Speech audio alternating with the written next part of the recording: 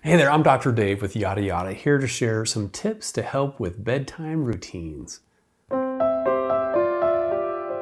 right, today's topic is something most of us are a big fan of. It's sleep. It may seem sometimes, though, that your kiddos don't love it all that much. From the day your child is born, sleep is a roller coaster.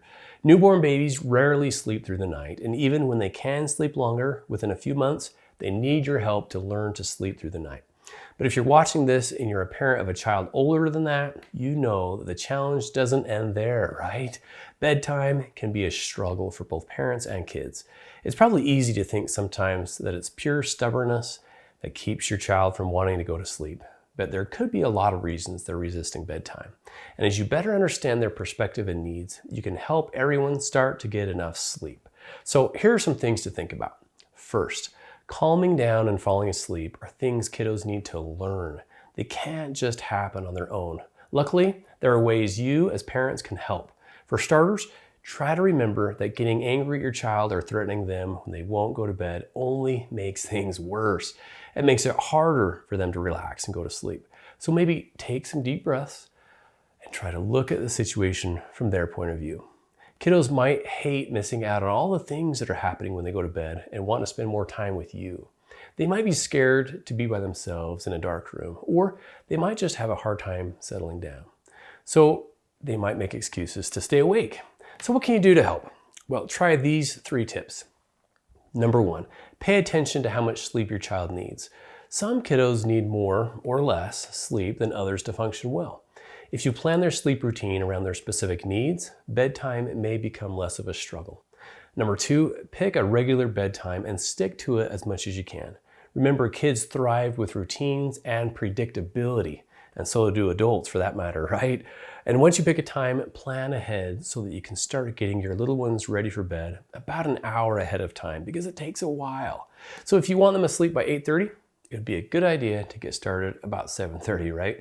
Whatever time you choose, let your child know what the routine is, including time limits, and help them stick to it with some guidance and gentle reminders. You might say, hey, it's almost 8:30. I'll give you 5 more minutes and then it's time to get your bath going.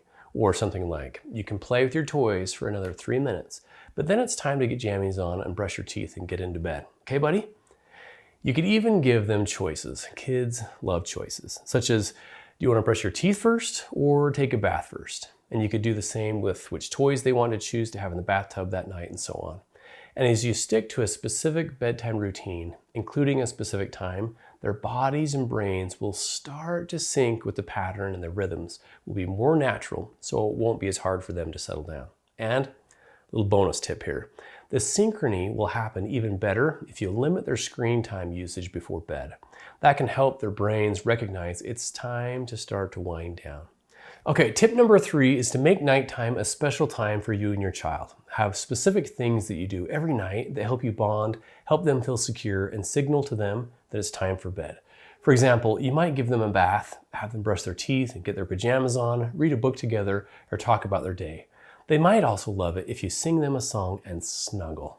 And for some kiddos, a special blanket or stuffed animal can also help them settle down. Try to keep going to bed positive. If you send your kiddos to bed as a punishment, it will only make them dislike going to bed. This leads to frustration and tantrums. Not what we're going for, right? Instead, try to remember that helping your little one get ready for bed can make them feel important and loved and end the day on a good note for both of you.